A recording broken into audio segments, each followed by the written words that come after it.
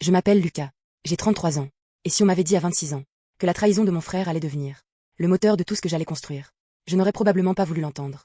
Parce qu'à ce moment-là, je n'étais pas encore prêt à comprendre que certaines pertes sont en réalité des directions. Mon frère Maxime a volé la femme que j'allais épouser. Il l'a fait sans excuse, sans culpabilité, et avec le sourire de quelqu'un qui a toujours cru que ce qui l'entourait lui appartenait de droit. Pendant 7 ans, j'ai construit en silence. Et quand nos chemins se sont recroisés, le jour de l'enterrement de notre mère, il a compris ce que signifie sous-estimer quelqu'un. Depuis le début, voici l'histoire complète. On a grandi dans une maison de banlieue lyonnaise. Pavillon de plain-pied. Jardin carré voisin discret. Ma mère s'appelait Geneviève, elle aimait les puzzles, les émissions de jardinage, et ses 2 fils de façon très différente. Maxime était son aîné. 3 ans de plus que moi. Il avait appris très tôt que le charme compensait le travail. Il parlait bien, riait fort, savait entrer dans une pièce, comme si la pièce l'attendait. Ma mère le regardait avec une fierté qu'elle ne pensait pas à dissimuler. Moi, j'étais différent. J'aimais comprendre comment les choses fonctionnaient. Les systèmes, les réseaux, les failles. Je passais des heures sur mon ordinateur, à démontrer des programmes, à comprendre des architectures. Ma mère disait que j'étais bizarre, avec une affection réelle mais maladroite. Maxime, lui, disait juste: Lucas vit dans sa tête. Il ne sait pas ce qui se passe dans le vrai monde. Il avait tort. Je savais exactement ce qui se passait. Je choisissais juste de ne pas jouer le même jeu. J'ai rencontré Camille à l'université. On était tous les deux en master informatique. Elle n'était pas bruyante. Elle n'avait pas besoin de l'être. Elle avait une façon de poser des questions qui te faisait réfléchir différemment. On a passé 3 ans ensemble. 3 ans de soirées simples, de balades sans destination, de silence qui ne pesait pas. J'avais économisé pour la bague. 2 mois de salaire. J'avais choisi le restaurant. J'avais préparé ce que j'allais dire. Puis un mardi soir, elle m'a demandé de la rejoindre. Sa voix au téléphone était différente. Pas froide. Juste, distante. Comme si elle appelait depuis un endroit que je ne connaissais pas encore. Elle était déjà assise quand je suis arrivée, les mains autour d'un thé qu'elle n'avait pas bu. Elle m'a regardé m'asseoir. Et elle a dit directement: Il faut que je sois honnête avec toi. Je ressens quelque chose pour quelqu'un d'autre. J'ai regardé la table. Depuis combien de temps? Quelques semaines. C'est qui? Elle a hésité. Cette hésitation a tout dit. Maxime, mon frère. Mon frère qui était venu dîner chez nous 2 mois plus tôt. Qui avait ri avec elle. Qui m'avait tapé dans le dos en partant. J'ai hoché la tête lentement. Je n'ai pas crié. Je n'ai même pas su quoi ressentir en premier. Juste ce vide. Ce genre de vide qui arrive quand quelque chose de fondamental vient de changer de forme. Je n'ai pas appelé Maxime. Je ne lui ai pas envoyé de message. 2 semaines après, c'est lui qui a écrit: T'en veux pas, hein? Soyons honnêtes, c'était pas si sérieux entre vous. 3 ans. J'avais une bague dans un tiroir. Je n'ai pas répondu. J'ai bloqué son numéro. J'ai refusé les dîners de famille. J'ai décliné chaque invitation de ma mère, qui répétait que la famille restait la famille. Ma mère m'a dit une fois: Maxime est malheureux que tu lui en veuilles. Il ne t'a pas fait ça contre toi. Je lui ai demandé: Contre qui il l'a fait, alors? Elle n'a pas répondu. J'ai compris ce jour-là que dans cette famille, mes douleurs avaient toujours eu moins de poids que le confort de Maxime. J'ai mis toute cette énergie quelque part. La première année après la rupture, j'ai travaillé 16 heures par jour.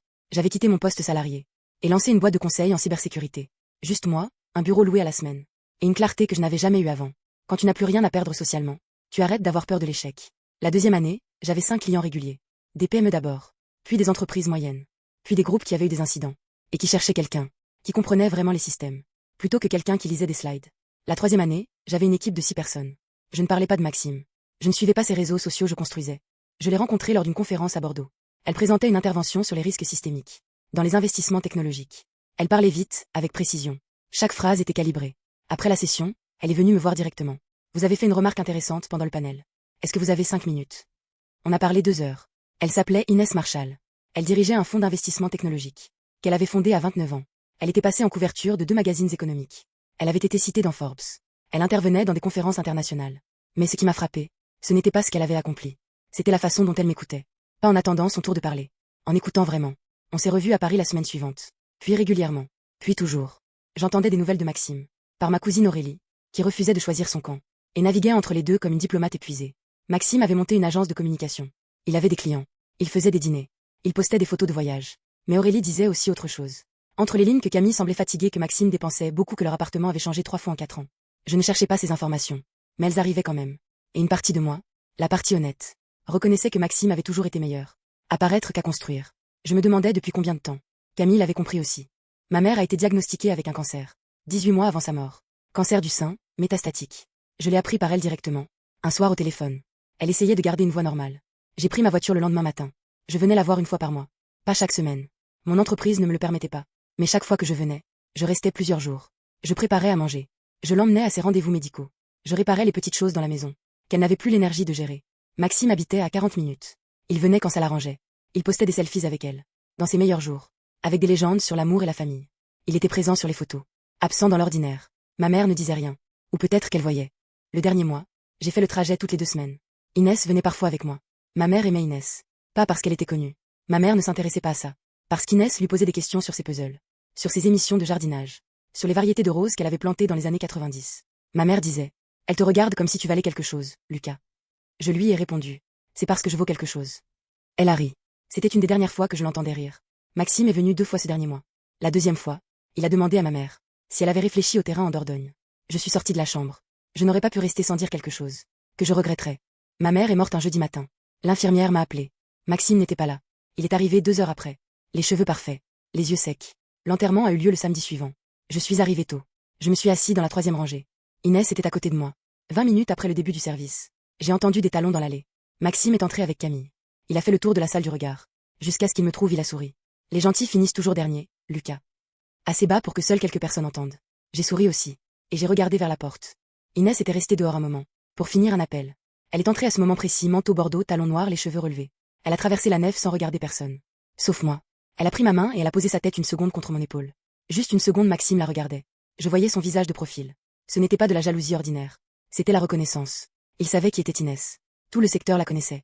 Et il venait de comprendre que pendant 7 ans, où il m'avait regardé de haut, je construisais quelque chose qui le dépassait complètement. Camille regardait aussi. Mais pas Inès. Elle me regardait, moi, avec quelque chose dans les yeux, qui ressemblait à de la tristesse. Pas pour elle. Pour ce qu'elle avait choisi. 2 jours après, le notaire nous a reçus dans son bureau. Maxime est arrivé le premier. Installé face au bureau. Comme quelqu'un qui vient chercher ce qui lui est dû. Le notaire a ouvert le dossier. Ma mère avait mis à jour son testament. 8 mois avant sa mort. La maison familiale allait à une association pour enfants malades. Les livrets d'épargne étaient partagés équitablement entre nous deux. Puis le notaire a posé les lunettes sur son nez. Concernant le terrain en Dordogne, d'une valeur estimée à 420 000 €, Madame Ferraud a rédigé une note d'attribution explicite. Maxime s'est légèrement avancé. Ce bien est attribué en totalité à son fils Lucas Ferraud. Maxime a posé ses 2 mains à plat sur la table. Il y a une erreur. Le notaire a retiré ses lunettes. Il n'y a pas d'erreur, monsieur. Votre mère a également joint une note personnelle, destinée à être lue lors de cette séance. Le notaire a déplié une feuille. L'écriture de ma mère. Petite, appliquée, légèrement tremblante. Vers la fin des lignes. Il a lu à Lucas. Je ne t'ai pas dit assez. Ce que je voyais vraiment. Tu venais sans faire de bruit. Tu repartais sans réclamer de remerciements. Tu t'es occupé de moi. Pendant les mois où ça coûtait quelque chose. Ce terrain, je te le laisse. Parce que tu m'as montré, sans le dire, ce que ça veut dire de tenir ses promesses. Je t'aime, mon fils. Et je regrette de ne pas l'avoir dit. Assez souvent quand j'en avais encore le temps. La pièce était silencieuse. Maxime n'a pas bougé pendant plusieurs secondes. Puis il a dit, la voix tendue. Elle n'était plus lucide vers la fin. Ce document peut être contesté. Le notaire a répondu posément. Ce testament a été signé et notarisé 8 mois avant le décès de Madame Ferraud, lors d'une consultation médicale qui a attesté de sa pleine capacité juridique à cette date. Maxime a quitté le bureau sans dire au revoir. Camille est restée assise. 2 minutes après le départ de Maxime. Elle regardait ses mains. Puis elle a levé les yeux vers moi. Je suis désolée, Lucas. Je n'avais pas envie d'être cruelle. Mais je n'avais pas non plus envie de mentir. Je sais. Elle a hoché la tête. Tu vas bien? J'ai regardé Inès qui attendait dans le couloir, visible par la porte entr'ouverte. Oui. Camille a regardé dans la même direction. Elle a souri, très légèrement. Pas d'ironie. Juste quelque chose de doux et triste. Comme quelqu'un qui reconnaît une évidence. Trop tard. Elle est partie sans ajouter un mot. 10 jours après l'enterrement. J'ai reçu une enveloppe. Pas de retour d'adresse. À l'intérieur, des captures d'écran. Des messages de Maxime. À un de mes anciens clients. Il lui proposait de racheter notre contrat. En lui promettant les mêmes services. À prix réduit. Via une structure qu'il venait de créer. Il utilisait des informations sur mes méthodes de travail. Mes tarifs, mes processus internes. Que seul quelqu'un ayant eu accès à nos échanges pouvait connaître. Il avait parlé à Camille. Camille avait entendu des choses pendant les années où on était ensemble. Elle lui avait transmis. Peut-être sans mesurer ce qu'il allait en faire. J'ai appelé mon avocat. Puis mon responsable technique. On a passé 2 jours à vérifier. Chaque accès, chaque fuite possible. Le client concerné m'a appelé lui-même. Il m'a dit. Je voulais que tu saches. Je ne travaillerai jamais avec quelqu'un qui commence une relation d'affaires par une trahison. J'ai fait appel à un cabinet juridique. Les éléments réunis étaient suffisants. Pour un dépôt de plainte. Pour concurrence déloyale et divulgation d'informations confidentielles. Maxime a reçu une mise en demeure. Son agence de communication a perdu 2 clients dans les semaines suivantes. Les milieux professionnels sont petits. Les informations circulent. Inès a publié un article sur les pratiques éthiques dans le secteur technologique. Elle n'a pas cité de nom.